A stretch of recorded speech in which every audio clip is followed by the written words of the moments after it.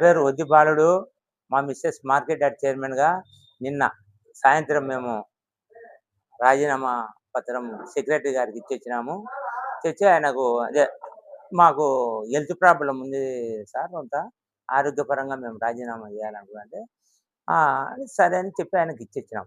మేమేం చేసినాం, ఒక్కొక్కరు ఏం చేస్తున్నారంటే, ఇప్పుడు మేము ఆరోగ్యపరంగా రాజీనామా చేసి పెద్దాయన వరదాడి గారికి, కొన్నారెడ్డి సార్‌కి ఇద్దరికి కూడా ఒక 2 నెలల నుంచి నేను చెప్తాను.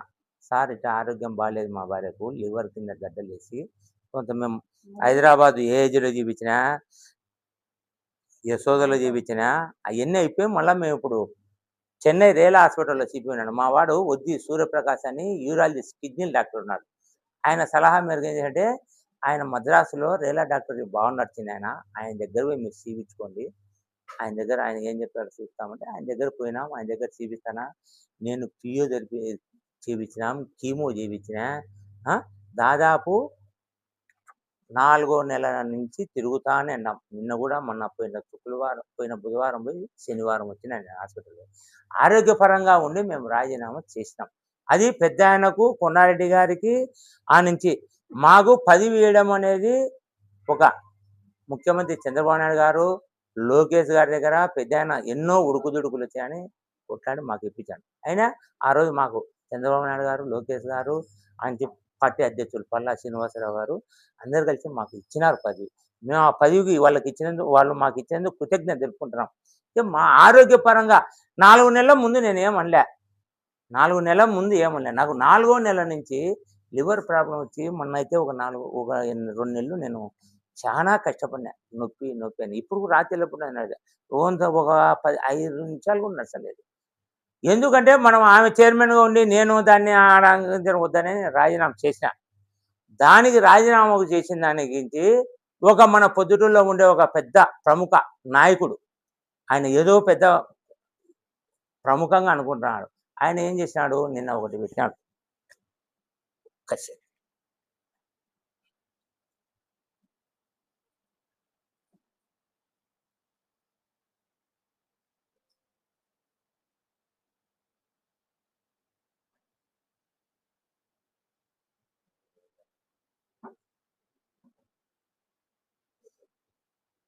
ఇట్లా పెట్టాడు. వద్ది బాలుడుకు 3 కోట్లు లెక్క ఇవ్వాల్సిందే, లెక్క ఇవ్వకుండా వాళ్ళు ఆసుపత్రిలో ఉంటే ఆసుపత్రి పరంగా ఇబ్బంది పడతా వాళ్ళకి ఇవ్వాలని చెప్పి పెట్టాడు. మేమేమన్నా ఈ నాయకుని దగ్గర పోయి, అయ్యా మాకు లెక్క ఇవ్వాలి వరదాడి గారు, మేమేమన్నా ఆయన దగ్గర ఎప్పుడైనా చెప్పడమో నేను చేయడమో ఏదైనా చేసింటే ఒక మంచి పని చేశాను.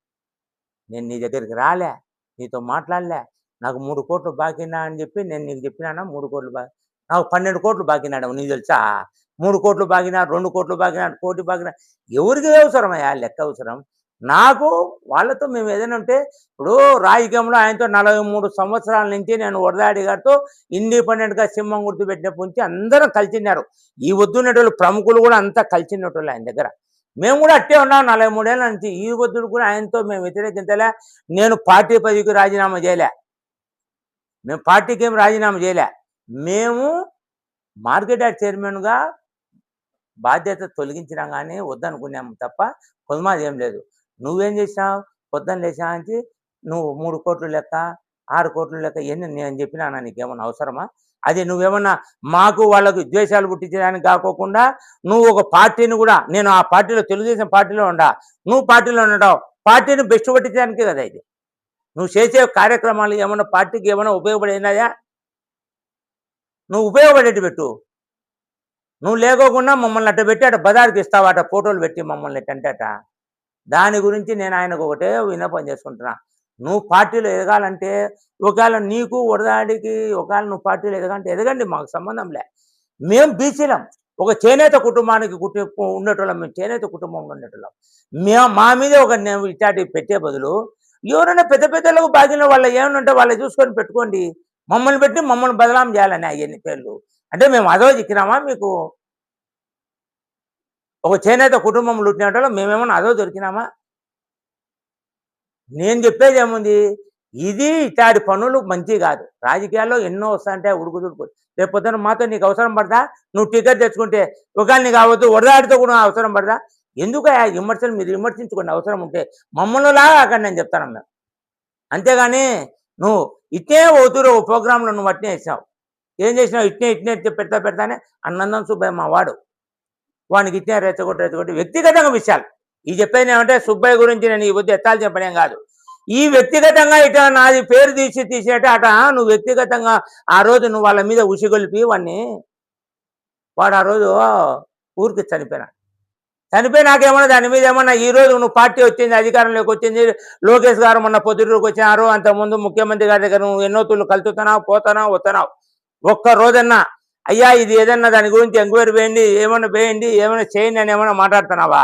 అయిపోయా, వాడు సచ్చా, వాడు పాయ, వాడి దండ వేసి వచ్చినారు, అయిపోయింది. ఏమన్నా చేసినారా? దాని గురించి లేకుండా మళ్ళా మమ్మల్ని పట్టుకొని అంటే మమ్మల్ని ఇప్పుడు ఇదంతా నేను చెప్తే నేను నీ దగ్గరకు వచ్చి చెప్పినట్టు అవన్నీ అనుకొని మమ్మల్ని బీసీలను అనగదొక్కేదాన్ని మార్గం చేస్తున్నాను. అందుకు నేను చెప్తాను ఈ పెట్టినది కానీ ఈ డిలీట్ చేసుకుంటే నీకు మంచిది. ఇది ఎందుకంటే మేము చేనేతోళ్ళం అంటే ఊరికి అనుకుంటాం. మేము చేనేతోళ్ళం కూడా మహా తాడు పేన వేసి మేము పేడేసినటోళ్ళమే. మా దగ్గర పోగులు అతికే తిన్నది, ముడి తప్పించుకునే ఉంటాయి. మేమేమన్నా అంత అనుకోకూడదు. నువ్వు ఏదైనా కానీ నీకు పెద్దాయన ఒకవేళ వరదాడి గారిని ఏదైనా చేయాలనుకుంటే మీరు రాజకీయంగా విమర్శించుకోండి. మమ్మల్ని పెట్టుకొని పావులుగా వాడుకొని మా మీద పెట్టి మా పేర్లు పెట్టి మీరు ఎన్ని చేయకూడదని నేను చెప్పుకుంటున్నా. అట్నే మన మాజీ ఎమ్మెల్యే గారికి కూడా చెప్తున్నాం, ఈ దయ ఉంచి మా పేర్లు ఏదైనా కానీ మీరు ఏదంటే రాజకీయంగా మాట్లాడుకోండి, పేర్లు పెట్టి మా లెక్కలు ఆ లెక్కలు అంటే కనుక మమ్మల్ని ఇబ్బంది పెట్టుకోకుండా మీరు చేయండి అని చెప్పి నేను సవినయంగా కోరుకుంటున్నా.